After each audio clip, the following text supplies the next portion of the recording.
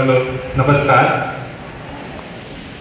आचार्य विनोबा भावे सहोदय विचारित प्रेरित मातुश्री काशीबा हरिभाई गोटी charitable trust सूरत द्वारा आयोजित मानव परिवर्तन परिसंवाद वैचारिक क्रांति शाना माटे छे? तो जे विद्यार्थीओ हवे धोरण 10 અને 12ની પરીક્ષાઓ બોર્ડની પરીક્ષા આપવા માટે જઈ રહ્યા છે અને 9 અને 11ના વિદ્યાર્થીઓ જેઓ તૈયારીમાં છે કે આવતા વર્ષે આપણે પણ આ કરવાનું છે, તો તેઓના વિચારોમાં માનસ પરિવર્તન વૈચારિક ક્રાંતિ આવે. કારણ કે આપણને બોર્ડની પરીક્ષાનો એક હાવ હોય છે, એ હાવ દૂર કરવા માટે અહીંયા આપણને આ ટ્રસ્ટ દ્વારા આ દેવરાજભાઈ, તેમનું નામ તો આપણે પ્રસિદ્ધ છે, ઘણું બધું સાંભળ્યું છે, જેઓ આપણને અહીંયા માર્ગદર્શન આપવા માટે આવ્યા છે. તો એવા આ ટ્રસ્ટના મુખ્ય કરતા હતા લક્ષ્મણભાઈ, જેમનું હું સ્વાગત કરું છું, અને માર્ગદર્શક એવા દેવરાજભાઈનો અને એ ટ્રસ્ટના જે સભ્યો આવ્યા છે એમનું પણ હું હાર્દિક સ્વાગત કરું છું. જય. આપણા વિચારો લખવાગ્રસ્ત હોય ને તો આપણે જીવનના કોઈ પણ ક્ષેત્રમાં કે કોઈ પણ અવસ્થામાં સિદ્ધિ કે સફળતા મેળવી શકતા નથી. તો આ ટ્રસ્ટના જે આયોજક કરતા છે શ્રી લક્ષ્મણભાઈ, કે આજના પ્રસંગને લઈને ટૂંકમાં એનું વક્તવ્ય આપશે, જે આપણે સાંભળવાનું છે.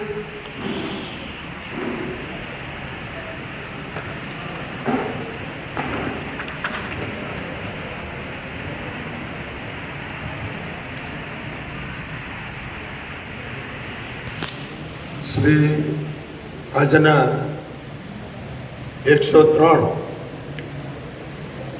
વિચારિક ક્રાંતિ અભિયાનના માતુશ્રી કાશીબા હરિભાઈ ગોટી ચેરિટેબલ ટ્રસ્ટના સહયોગથી અને આયોજિત એ કર્મયોગી પરિવાર દ્વારા આજે વિચારિક ક્રાંતિ માનસ પરિવર્તનમાં આપણા મુખ્ય વક્તા એવા શ્રી દેવરાજભાઈ ચૌધરી સાહેબ, તેમજ સંસ્થાના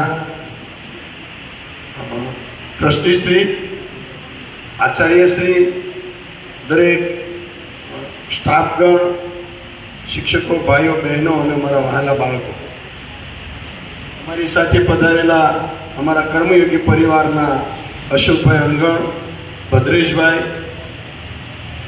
મિત્રો, માનવતાની મેઘ ટ્રસ્ટ સાથે અમારી માતુશ્રી કાશીબા હરિભાઈ ગોટી ચેરિટેબલ ટ્રસ્ટ દ્વારા આ એક વિચારિક ક્રાંતિ અભિયાન ચાલુ કરવામાં આવ્યું છે. અમે લોકો, અમારું ખાસ કામ છે માતુશ્રી કાશીબા ચેરિટેબલ ટ્રસ્ટનું, અને એમના પ્રમુખ છે કેશુભાઈ ગોટી. અને કેશુભાઈ ગોટી દ્વારા આજથી 2014માં પહેલું ભવન અમે બેડકુવા દૂર કાંકરાપારની ડેમની બાજુમાં પહેલું ભવન લોકાર્પણ કરીને આપ્યું. ત્યાર પછી એમની ઈચ્છા હતી કે આપણે 25 ભવનો બનાવવા છે, જે આશ્રમ શાળા હોય, ઉત્તર બુનિયાદી સ્કૂલ હોય, સારા ભવનો ન હોય તો આપણે એ લોકોને છાત્રાલય અથવા સ્કૂલની જરૂર હોય તો બનાવી આપવા. એ વિચાર પહેલું ભવન બનાવ્યા પછી આગળ વિચાર વધતો ગયો. 25માંથી 50 ગયા, 50માંથી 75 ગયા, 75માંથી 108 ગયા, 108માંથી 150 ગયા, 208 ગયા, અને 208માંથી 251 ગયા, અને 351 ભવન બનાવવાનો અત્યારે સંકલ્પ લીધો છે. એમાં 247 ભવન અત્યાર સુધીમાં આપણે બનાવી દીધા 2014થી અત્યાર સુધી. અને ગુજરાતના દરેક ખૂણામાં બનાવ્યા છે. એમાં ટ્રાઇબલ એરિયો જે છે, પંચમહાલથી માંડીને દાહોદ, ગોધરાથી કે સાબરકાંઠા, મહેસાણા, જે કંઈ આદિવાસી વિસ્તાર પટ્ટી છે, સાપુતારાથી માંડીને ડાંગા હવા કે સબરીધામ, સાગબારા, ઉમરપાડા, ધરમપુર, કપરાડા, ટોટલી વિસ્તારોમાં આપણે ભવનો બનાવ્યા. સૌરાષ્ટ્રમાં પણ જ્યાં જ્યાં થોડીક જરૂર લાગી ત્યાં બનાવ્યા.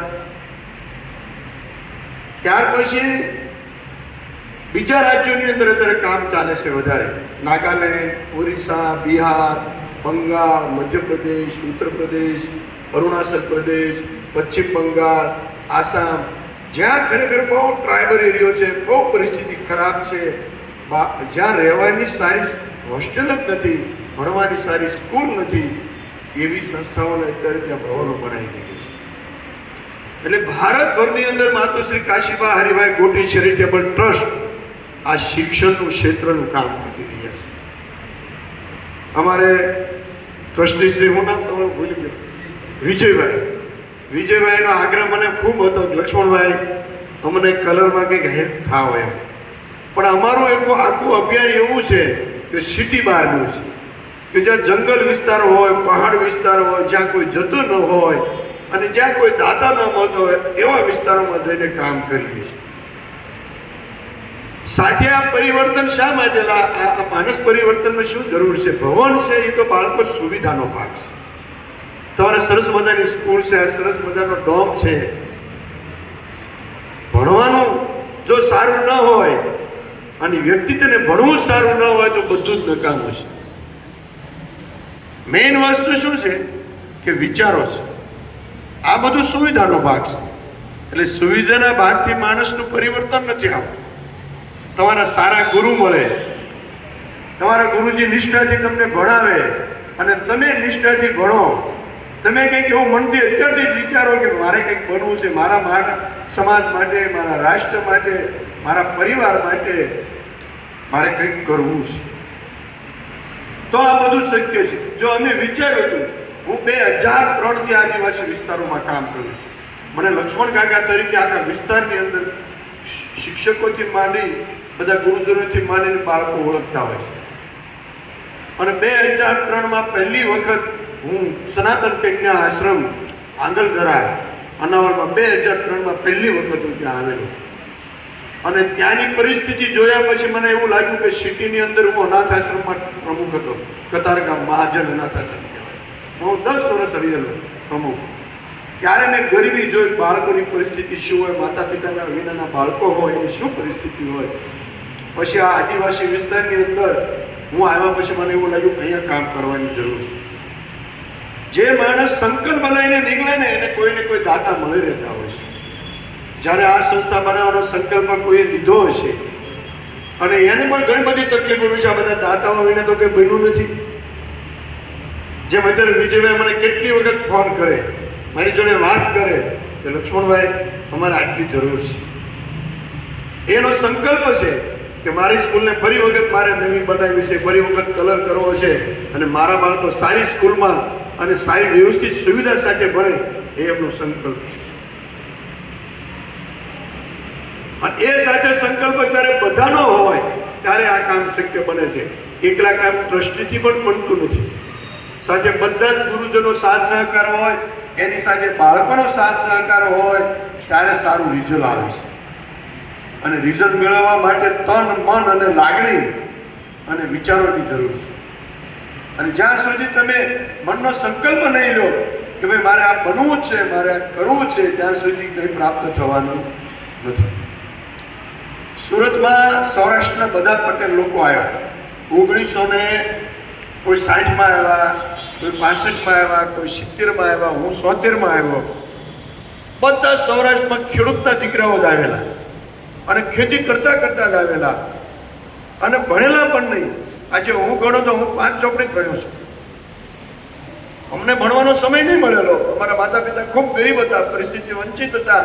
બધા પરિવારને 4, 5, 6 ભાઈ બહેન હોય, બધાના લગ્ન કરવાના, ખેતીની અંદર કંઈ એવી આવક ન હોય, શું કરવું એટલે બધા શહેરમાં કમાવા આવે. પણ કમાઈને પૈસાની બચત કરી અને ત્યાર પછી ધંધા બિઝનેસ ચાલુ કર્યા એટલે સુખી થયા. જો ખાઈ પીને મોજ કરી હોત તો હજી ઘર વિના જ રહે. પણ પૈસાની બચત કરી, રાતને દિવસ મહેનત કરી. તમે વિચારજો બાળકો કે દાન દેવાવાળા, તમે આ ગામડામાં ફરતે ફરો ને તો જ્યાં જોવો ત્યાં પટેલનું નામ લાગેલું હોય. સ્કૂલ ઉપર જોવો તો દેસાઈ, પટેલ, જે ઉજળિયાટ છે, જેને ખરેખર કામ કરે છે, પૈસાની બચત કરે છે અને પાછા ગરીબોમાં વાપરે છે અને એને ભગવાન આપે છે. ભગવાન બધું જ જોવે છે, ભગવાન અંતર્યામી છે, કોણ શું કરે છે ભગવાનને બધી જ નજર છે. અને ઈશ્વર એની ઉપર જ કૃપા કરે છે કે જે તન મન અને દિલથી કામ કરે છે, પોતે એનું કર્મને સમજે છે કે આ મારું કર્મ છે. માનવ ધર્મ ફરી વખત મળવાનો નથી, અને કેટલો સમય મળવાનો છે એ મને તમને ખબર નથી. તો માનવ ધર્મ એ ઉત્તમમાં ઉત્તમ માનવ ધર્મ છે. વિચારવાની તક માનવને મળે છે, કમાવાની તક માનવને મળે છે. બાકી બધા પશુ પંખીઓનું પોષણ એ માનવને જ કરવાનું છે. તો આપ જેવા યુવાનો જાગૃત બનશો તો સમાજ અને રાષ્ટ્ર આગળ વધશે. આપ ખાઈ પીને મોજ કરશો ને જે ગામડાના રીત રિવાજ હું જોઉં છું તો 4 વાગ્યા સુધી નાચવાનું ચાલે. હજી બેન્ડ પાર્ટી તો જોઈએ, બેન્ડ પાર્ટી વિના ચાલે નહીં, વ્યસન વિના ચાલે નહીં. તો એમ સમાજ સુખી ન થાય. એટલી ગમે તેટલી સ્કૂલો બનાવશો ને તો બી સમાજ ત્યાં રહેશે. પરિવર્તન લાવવું પડશે. પરિવર્તન સમાજમાં ખોટા રિવાજોને દૂર કરવા પડશે, ખોટા ખર્ચાઓને દૂર કરવા પડશે, અને પૈસાને ભગવાન કરતા વિશેષ માનવો પડશે. ત્યારે કંઈક સુખી થઈશું. આજે નાનું એવું ઘર બનાવવું હોય તો 5 લાખ રૂપિયા થાય છે, સારો બંગલો બનાવવો હોય તો 50 લાખ રૂપિયા થાય છે. કમાતા બહુ વાર લાગે છે અને કમાવું ખૂબ અઘરું છે.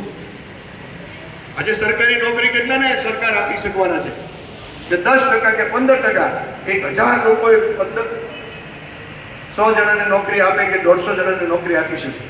બાકી બધાએ ખાનગી કંપનીમાં કામ કરવાનું છે, અથવા પોતાને મહેનત કરીને મજૂરી કરીને ખેતરમાં કામ કરવાનું છે, અથવા પોતાનો બિઝનેસ કરવાનો છે.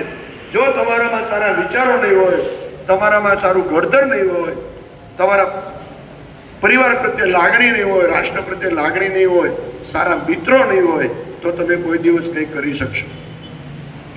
મિત્રો સારા બનાવજો કે જે તમને સારા રસ્તે લઈ જવાનું કામ કરે.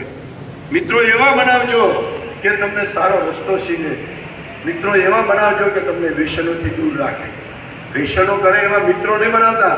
હું ક્યારેક લગ્નોમાં જાઉં છું, જોઉં છું કે 12 વાગ્યા પછી નાચવાવાળા જાજોભાઈ પતંગમાં બોટલ લઈને નાચતા હોય છે. જે ન પીતા હોય ને એ છોકરાને બાવડા પકડી લઈ જાય, ચાલ નાચવા કરતા કરતા એને બી વેચેની બનાવી દે.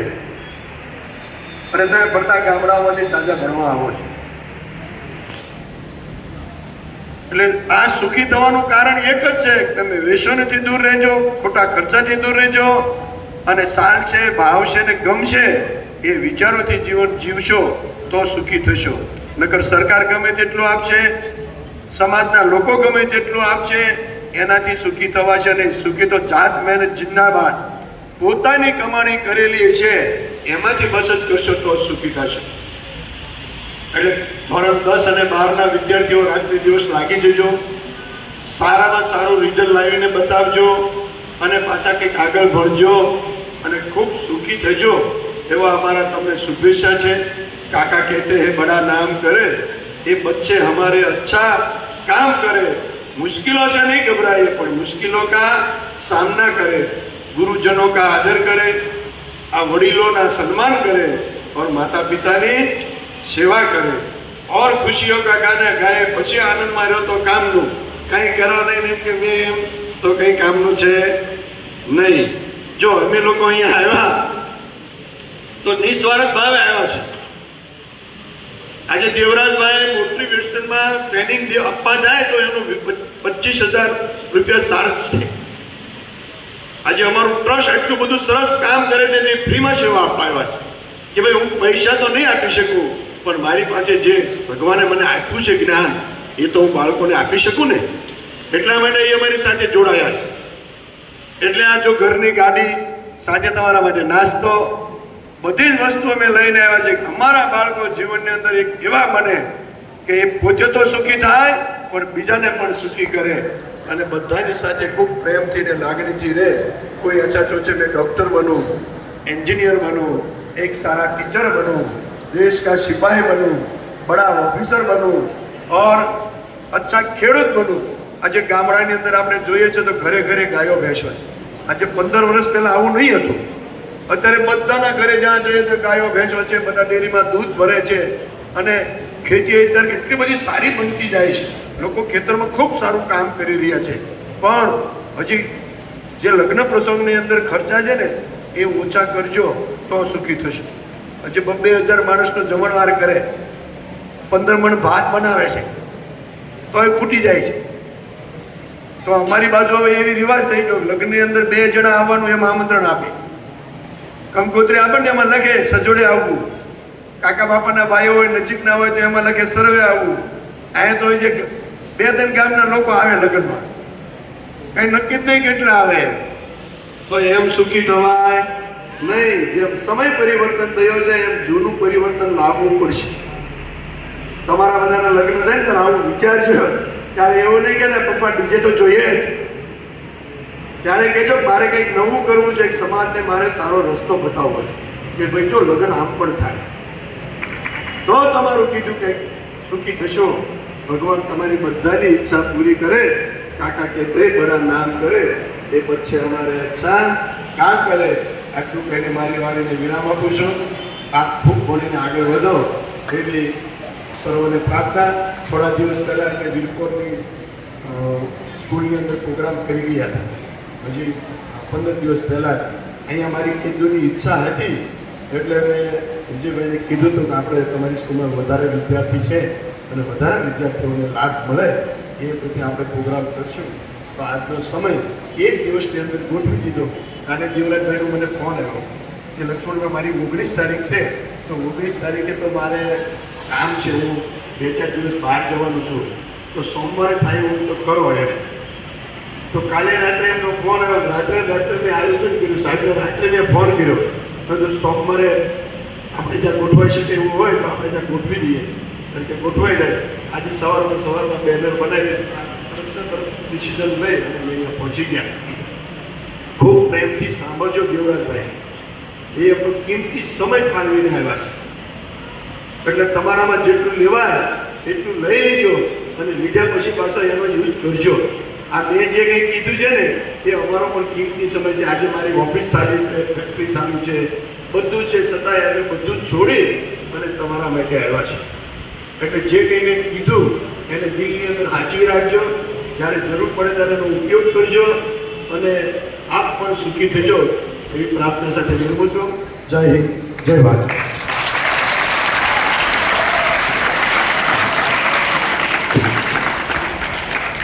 ખૂબ સરસ. એકવાર ફરીથી જોરદાર તાળીઓ થઈ જાય.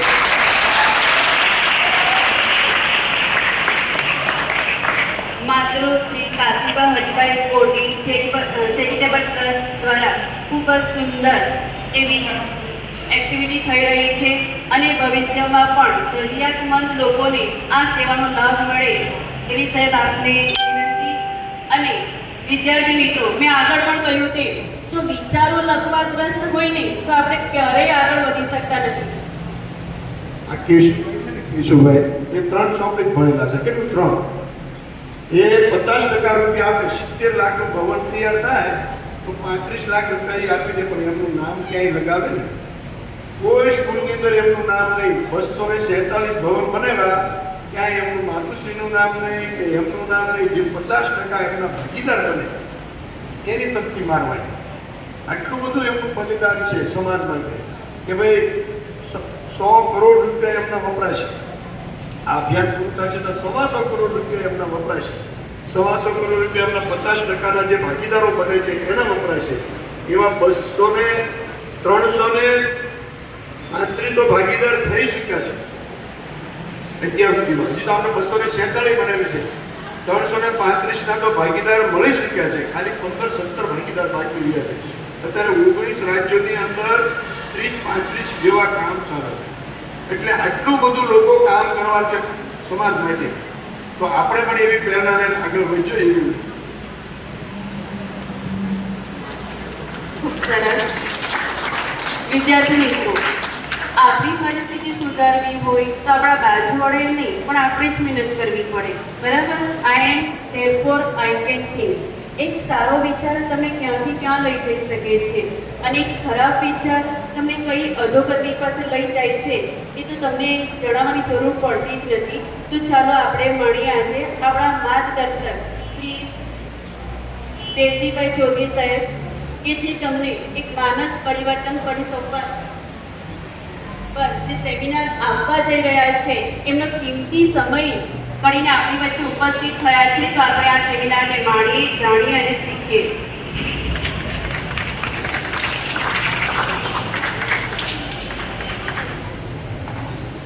બધા વિદ્યાર્થી મિત્રોને નમસ્કાર. ટ્રસ્ટના ચેરમેન શ્રી આચાર્યશ્રી અને શિક્ષકગણને પણ નમસ્કાર. હવે જે આજની આ આપણી કલાક દોઢ કલાકની વાર્તાલાપ છે એ કેશુભાઈની વાત કરીએ આપણે.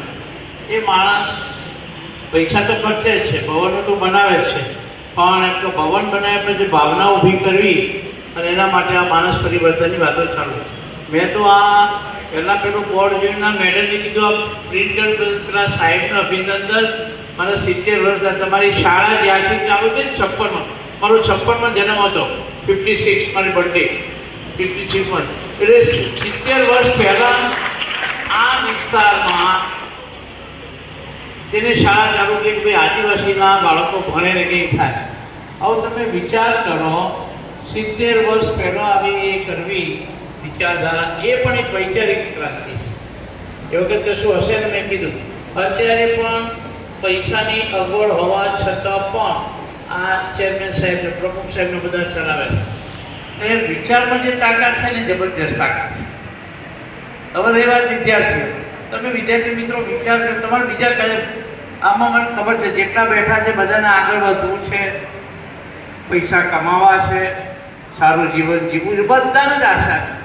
મોટી ગાડી જોવે એટલે આવી ગાડી હોય તો સારું, મોટો બંગલો જો કે આવો બંગલો હોય તો સારું, આ વિમાન ઉડતું ને કે આવી ટીક મળતો સારું, બધી છે ઈચ્છા થાય, સ્વાભાવિક છે, ખોટું નહીં. પણ એ ઈચ્છા પૂર્તિ કરવા માટેની ઈચ્છા શક્તિ આપણામાં જોઈએ. કારણ કે જિંદગી જેવી તેવી નથી વિદ્યાર્થી, એક સમજી લો. जिंदगी न केवल जीने का बहाना, जिंदगी न केवल सांसों का खजाना, जिंदगी तो है सिंदूर पूर्व दिशा का, जिंदगी का काम है सूरज उगाड़ा. જિંદગીમાં સુખનો, શાંતિનો સૂરજ ઉગાડવાનો છે. તમને નવાઈ લાગશે કે શિક્ષણનું કેમ આટલું મહત્વ છે. અચ્છા, બધા વિદ્યાર્થીઓ ક્લિયર સંભળાય છે સર છેક સુધી? કે એ અવાજમાં માથાકૂટ નથી? ક્લિયર સંભળાય છે અવાજ બધાને? આ બાજુ મેડમ ઓકે. તમારી મારી બધાની જિંદગી ક્ષણની બનેલી છે.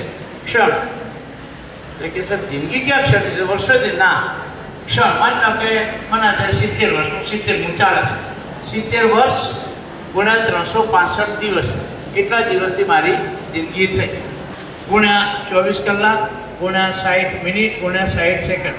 મને તો આ દીકરો ના પેલો બેઠો નહીં, વિચાર મેં સાહેબને પૂછ્યું, આ કીધું આ 9માં પડે, આ પેલો બીજો ત્રીજો ના ચોથા નંબર ઊભો થતો દીકરા તો. હા, મને વિચાર આવ્યો કે ચોથા નહીં પડતો, 5માં પડતો છે અહીંયા, કે ના 9માં પડે. આ પણ ના બેસ જવાય, 9માં બેસ સવાર બેસી જવાય. હવે જો 9માં ભણતો અને શરીર 14 વર્ષ હોય છે, 14 વર્ષ કેમ 9માં 14, તો એની જિંદગી પણ ક્ષણની બનેલી છે. 14 વર્ષ ગુણ્યા 365 દિવસ ગુણ્યા 24 કલાક ગુણ્યા 60 મિનિટ ગુણ્યા 60 સેકન્ડ, આ ક્ષણની બનેલી. એટલે વિદ્યાર્થી મિત્રો, જો જિંદગી જીવવી હોય તો ક્ષણ વેળવતા નહીં. અને આ ક્ષણ સાચવવા માટે શિક્ષણ આપવામાં આવે. માણસની ક્ષણો સચવાય, દિવસો સચવાય, વર્ષો સચવાય, એટલે શિક્ષણ આપવામાં. આ શિક્ષણની સાથે સાથે આને ટ્રેનિંગ પ્રોગ્રામ કહેવાય, મોટે એ પ્રશિક્ષણ આપવામાં આવે. હવે તમે જુઓ, ભગવાને બધાને સારું આપે. તમે ક્યાંક મેં સાહેબને પૂછ્યું, કીધું કેટલું રિઝલ્ટ આવે છે? કે 70% આવે છે. તમને નવાઈ લાગે, આટલી શાળા સારી છે, આ શાળા સારા વિસ્તારમાં છે, અહીંયા 70% રિઝલ્ટ આવે છે.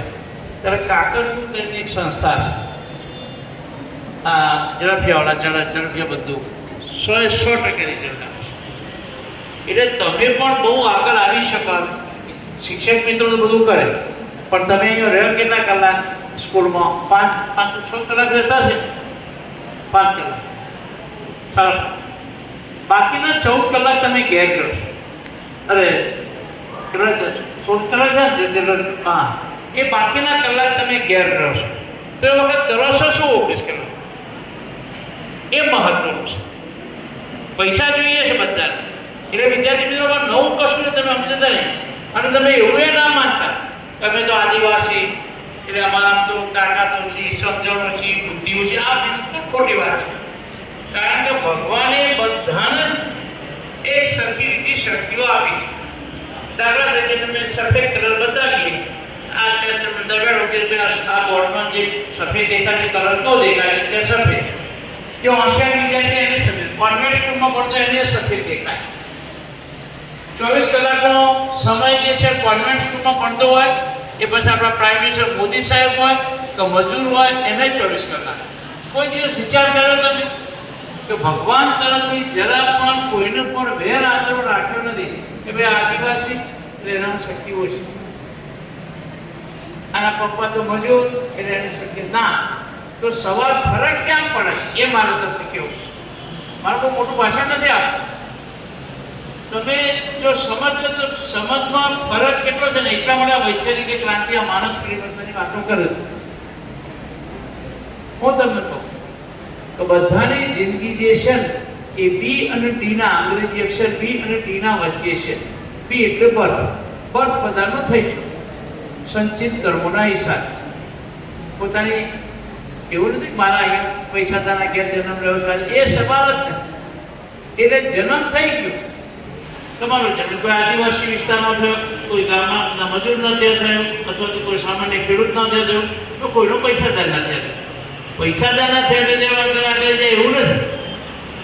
આ જ આદિવાસી વિસ્તારમાંથી અમરસિંહ ચૌધરી મુખ્યમંત્રી બન્યા. આ જ આદિવાસી વિસ્તાર એટલે જન્મ થઈ ગયો એટલે બી તો પાકું. પછી ડી એટલે ડેથ, મોત આવવાનું જ છે. મોત નહીં આવે કોને નહીં, ગમે ત્યારે. ધીરુભાઈ અંબાણી મરી ગયા, ઇન્દિરા ગાંધી મરી ગયા, જવાહરલાલ નહેરુ મરી ગયા, સરદાર વલ્લભભાઈ પટેલ મરી ગયા, મોટા ઉદ્યોગપતિઓ મરી ગયા, મજૂર મરી ગયા. એટલે મરવાના તો છો. આ મોત ક્યારે આવશે ખબર નથી. ન ગાતી હૈ ન ગુનગુનાતી, मौत जब भी चली आती है बड़ी चुपके से चली. આ ફાઇનલ છે. તો બી અને ડી ના વચ્ચે કયો અક્ષર આવે? તમે કહેશો તો અંગ્રેજી અક્ષર આપણે ડી લખ્યો હોય અને ડી વચ્ચે કયો અક્ષર આવે? સી. સી આવે. હવે ખાલી આ બુહારીની આ શાળા સી આવે અને કોન્વેન્ટની શાળાના છોકરા ભણતા હોય એ કયો અક્ષર લખે? બી ડી લખે, એમ લખે, એફ લખે, કયો લખે? સી લખે. ભારતનો હોય, પાકિસ્તાનનો હોય, રશિયાનો હોય, યુક્રેનનો હોય, બધા સી જ લખે. એટલે બધાની જિંદગી બી ને ડી ના વચ્ચે આ બરાબર સમજી લે તો જિંદગીમાં ક્યારેય તકલીફ નહીં. તો આખું પરિવર્તન તમારા માણસ કરે. સી એટલે શું? ચોઈસ. ચોઈસ એટલે પસંદ. હવે સારું સારું પસંદ છે બધા. તો ભગવાને આપેલી શક્તિઓનો આપણે ખરેખર ઉપયોગ કરીએ છીએ ખરા? એમાં સાહેબે કીધું 27મી ફેબ્રુઆરીએ બોર્ડની પરીક્ષા ચાલુ થવાની, બરાબર ને? આ 10મા અને 12મા. હવે 27મી ફેબ્રુઆરી સુધીનો સમય આખા ગુજરાતના તમામ વિદ્યાર્થીઓ જે બોર્ડ 10મા અને 12મા એના માટે સરખો જ છે. આમ કાંઈ ફરક નહીં. માની લો કે અંગ્રેજીનું પેપર નીકળ્યું તો સરખું જ છે. પછી તમારા આર્ટ્સનું, કોમર્સનું પેપર બધા સાથે એક જ ચોપડીથી નીકળવાનું છે. તો ફરક ક્યાં છે? ફરક છે વિદ્યાર્થીની ચોઈસ ઉપર, એની પસંદગી ઉપર. તમે ક્લાસમાં 50 કે 60 વિદ્યાર્થીઓ છે? 60 થી વધારે. હવે એક ખાલી કલ્પના કર કેવો ફરક પડે તમે કહી દો. અને આ વાત જો તમે સમજાઈ જશે ને તો ક્યારે તમારી કોઈ પ્રગતિ રોકી નહીં શકે. આ ગેરંટી કહું. 60 વિદ્યાર્થીઓ ક્લાસમાં બેઠા છે અને ગુજરાતીનો વિષય દાખલા તરીકે ચાલે છે. તો ગુજરાતીના વિષયમાં સાહેબ જે ભણાવતા હોય કાલો એ ભણાવતી વખતે બધા જ વિદ્યાર્થીઓ માટે સરખું બોલે કે હોશિયાર માટે જુદું અભણ છોટ માટે એવું નથી થતું. 45 મિનિટનો પીરિયડ હોય, 45 મિનિટ 50 તો 45 મિનિટનો પીરિયડ બધા માટે સરખો છે. ટીચર ભણાવે છે સરખું છે. એક જ ચોપડીથી તો ફરક ક્યાં છે? એ બધા વિષય પૂર્ણ ગુજરાતી હોય, અંગ્રેજી હોય, વિજ્ઞાન હોય, વોટેવર કહેતા આંકડાશાસ્ત્ર હોય, જે બધા આપતા હોય. તો ફરક ક્યાં પડે છે એ મારે તમને કહેવું. આમાં આદિવાસી જે પેલો વિચાર ફરક પડે છે એનું સીમો ચોઈસ. કાન બધાને છે, 60 વિદ્યાર્થીના ક્લાસમાં કાન આપેલા છે, બધા સાંભળે છે. તો ફરક ક્યાં છે ભાઈ? ફરક છે કે જે વિદ્યાર્થી ધ્યાનથી સાંભળશે, ધ્યાન રાખશે, એને ગોખવું ઓછું પડશે, એને વિષયનો સબ્જેક્ટનો જે ડેટા ફંડામેન્ટલ એ ક્લિયર થશે. આટલી વાત છે. અને જે વિદ્યાર્થી સાંભળતો કાં સાંભળે પણ ધ્યાનથી નહીં સાંભળતો, બેઠો છે ક્લાસમાં, ડિસ્ચાર્જ મિનિટમાં બેસે છે, શિક્ષક એ જ ભણાવે, આ ફરક છે. તમે ઘરે હોમવર્ક કરવા બેઠા, હોમવર્ક કરતી વખતે જે વિદ્યાર્થી બરાબર એકાગ્ર થઈને હોમવર્ક કરશે એને શરદી થઈ જાય, ધ્યાન તેમ કરશે. સવાલ આટલો જ ફરક છે, બીજો કોઈ ફરક નહીં. 4 વાતો વિદ્યાર્થી મિત્રો યાદ રાખજો જે જિંદગીમાં આગળ આવવું. હું નહીં કહેતો બધા ડોક્ટરો થાય, બધા વકીલો થઈ જાય, બધા ચાર્ટર્ડ એમ નથી કહેતો, પણ તમે સારી જીવન જીવી શકો. હું અત્યારની જ વાત, અત્યારે મેં સાહેબ કેટલા વિદ્યાર્થી 500 અહીંયાથી મને દેખાય 500 થી કેટલા ધ્યાનથી સાંભળે છે, કેટલા નથી સાંભળતા મને દેખાય છે, અહીંયાથી દેખાય. હું તો સખત બોલું છું ભાઈ, ક્યાં પછી જુદું તો બોલતો જ નથી. એવી રીતે તમારા ટીચરો જે વિદ્યાર્થી ધ્યાનથી સાંભળશે અને જે વિદ્યાર્થી બળજબરીથી બેઠા છે કે સાહેબોએ કીધું છે બેસવું પડશે, તો સવાલ 4 વાતો વિદ્યાર્થી મિત્રો યાદ રાખજો. ભગવાન તરફથી કોઈ વેર આતરો છે. આ 24 કલાકનો સમય સરખો, આ હવાનો ઓક્સિજન.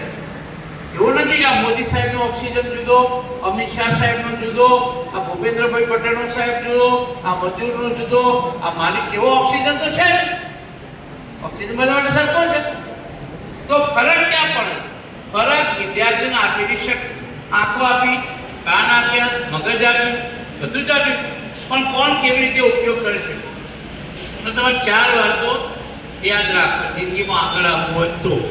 એ તમારું મન માને તો, તમારો અંતરાત્મા માને તો. શા માટે આ શિશુનો પ્રયત્ન કરશો? એમને તો તમે કંઈ હીરા ખરીદવાના નથી, એમને કંઈ ફાયદો થતો નથી. 150-200 કરોડ રૂપિયા ખર્ચીને આપણું કર કેમ?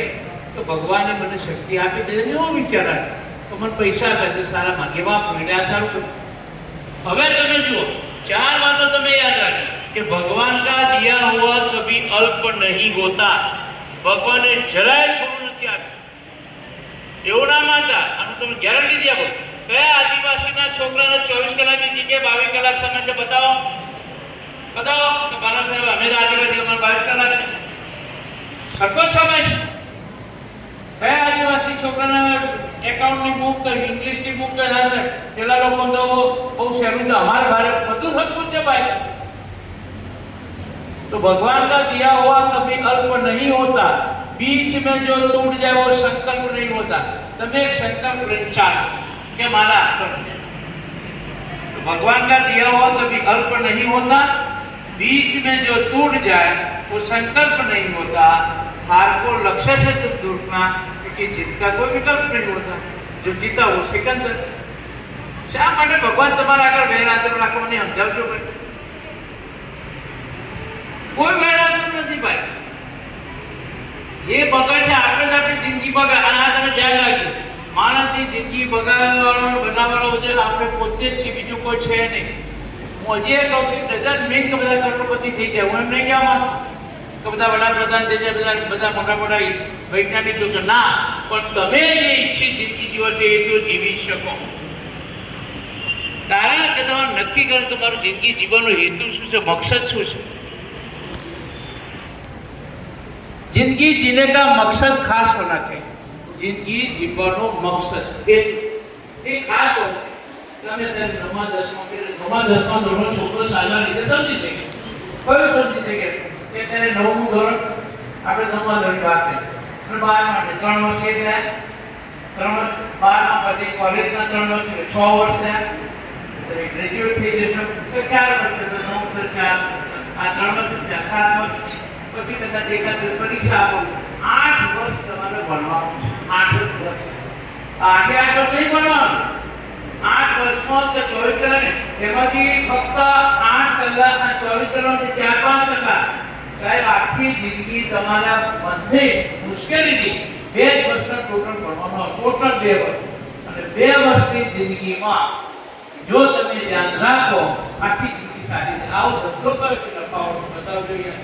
એક પણ નથી. સરકાર આદિવાસી વિસ્તારોમાં જેટલા પૈસા ખર્ચ્યા છે એમાં પણ ગણિતમાં બળું પૈસા આમ થાય છે તેમ થાય. પણ સરકાર પણ પ્રયત્ન કરે પણ એ કરવાના પછી આપણે શું કરીએ? તમારો મકસદ શું છે? What is your purpose? तो जिंदगी जीने का मकसद खास होना चाहिए और अपने आप पे विश्वास होना चाहिए. तब तुम्हारा पर विश्वास हो कयो विश्वास 50 વર્ષ પહેલા જે વિચાર રીતના શાળા ચાલુ કરી 70 વર્ષ ચક્કર માટે 70 વર્ષ તમારા મમ્મી પપ્પા કેટલી મહેનત કરે બધા વિચાર કે એમાંથી શીખી તો તમારો મકસદ શું છે? અને જો તમારો મકસદ એટલે હેતુ સારો હોય એ તો સારું કરો અને તમારા પર વિશ્વાસ હતો કે મારા ટીચર મને ભણાવે છે એ ટીચર મારો જે હોશિયાર મિત્રો છે એને ભણાવે. ઘણા વિદ્યાર્થીઓ ફરિયાદ કરે પેપર બહુ ભારે નીકળે. તમે હોશિયાર વિદ્યાર્થી જે પેપર નીકળે છે એનું વજન કરો એનું. આજે વિદ્યાર્થી તપાસ થાય એ પેપરનું વજન કરો વજન હરખું હોય તો જુદું જુદું હોય ને. ચોપડી જો જે વિદ્યાર્થી હોશિયાર છે ભણવામાં એની ચોપડીનું વજન કરો અને જે બિલકુલ ખોટ હશે એની ચોપડી એનું વજન હરખું છે. અહીંયા છે વાત.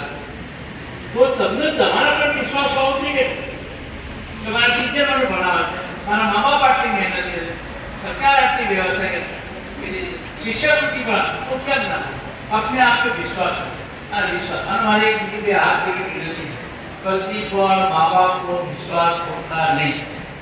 વાત કરી તો છું નત મસ્તે કી કહું છું તમારા બધાના પપ્પા કરતા કદાચ ઘરમાં મોટો હોય છે 70 વર્ષ ચાલે વિશ્વાસ કેટલા ભરોસાથી તમને અહીંયા મોકલે છે. તમારો દીકરો ભણવા જાય છે કે દીકરી ભણવા જાય શાળા છૂટી ગઈ પછી તમે હે મસ્તી કરો ના કરો ભણવા બેઠા પપ્પા પૂછે બેટા લેસન થઈ ગયું બેટા વાંચો હા પપ્પા હા પપ્પા હા મમ્મી હા મમ્મી ખોટે ખોટે છે એનો વિશ્વાસ તોડવાનો વિશ્વાસ ના તો પછી બીજું મમ્મી પપ્પા ટક કરે છે મમ્મી પપ્પા માથાકૂટ કરે છે બોલ બોલ કરે છે ધમકાવે છે આ બધી જ વાતો 100% સાચી હોય તો પણ 2 નંબરમાં આવે 1 નંબરમાં આપણો મા બાપ ક્યારે પણ ભરોસો ના તોડતા. બહુ અઘરું પડે છે. છોકરા ભણાયા હોય ભણાવીને પછી ભણાયા હોય હવે એમ કે હા હવે સુખ આવે એટલે તો બધો છોકરાને બહુ માથાકૂટ કરવા પડે બધો છોકરો માથાકૂટ કરવા એમને લાગે જિંદગી રોતા રહેવું. કોઈ દિવસ વિચાર કર્યો પણ કર્યો વિચાર તો કે એમાં ભણવાનો કંટાળો આવે. કોઈ દિવસ તમારી મમ્મી એવું કીધું પણ આજે રસોઈનો કંટાળો આવે છે. કોઈ દિવસ તમારી મમ્મી કીધું કપડાં લેવાનો કંટાળો આવે. તમારે તો કેટલી રજાઓ રવિવારની રજા બાકી કેટલી રજા 120 રજા હોય છે ટોટલ સાહેબ વર્કિંગ ડે કેટલા 240 આખા વર્ષ હા 240 વર્કિંગ ડે એટલે કેટલા ઓછા થયા 365 માંથી બાદ કરો 115 બરાબર છે 115 દિવસ રજાઓ. પૂછું કોઈ દિવસ મમ્મીને પૂછું કોઈ દિવસ પપ્પાને કાઢી રજાઓ છે તમારે? આટલી દુઃખ છે કેટલી તકલીફ છે. આવી તકલીફમાં તમારા મમ્મી મેં સાહેબે પૂછ્યું કે બધાએ કોઈ ધંધાવાળા કે ના મોટા ભાગના ખેત મજૂરો નહીં કરે છે. મોટા બધાના માટે કંઈ ખેતી નહીં મોટી બરાબર છે તો ખેતી છે બધું 50 વીઘા 25 વીઘા ખેતી રચે ના તમારા મમ્મી પપ્પા મજૂરી કરતા છે. સાહેબ એમના સામે તો જુઓ બીજા ક્યાંથી પ્રેરણા લેવાની જરૂર નહીં કે મારી મમ્મી મારા પપ્પા આટલી તકલીફ ભેગી નહીં કરે અને સરકારની આટલી યોજના આટલી સારી શાળા આટલા ટેલેન્ટેડ શિક્ષકો જે બધા ટ્રેન્ડ શિક્ષકો પણ તમારું ઘટશે તમારું ઘટશે તમારી પસંદ આટલું तो तमने तुम्हारे पर विश्वास. तो जिंदगी जीने का मकसद खास होना चाहिए, अपने आप पे विश्वास होना चाहिए. जीवन में खुशियों की कोई कमी नहीं, बस जीने का अंदाज होना चाहिए. तमने अंदाज हो जो હું સારું ભણીશ મારા મમ્મી પપ્પા આટલું કરતા હોય તો કેમ અને AIM achievement inspiration and motivation સિદ્ધિ પ્રેરણા અને પ્રોત્સાહન આ 3 અક્ષર બ્રહ્મા વિષ્ણુ મહેશ સુખ શાંતિ સમૃદ્ધિ અપાવે એવા એચિવમેન્ટ સિદ્ધિ મેળવી છે તો ક્યાંથી કેની ઇન્સ્પિરેશન એટલે પ્રેરણા લેવી પડે. ક્યાંથી પ્રેરણા લેશે સિદ્ધિ મેળવવા માટે? પહેલામાં પહેલી તો પ્રેરણા મમ્મી પપ્પામાંથી લેવાય કેટલી મહેનત કરે છે કેટલી બધી મહેનત કરે તમે એટલી તો મહેનત કરો યાર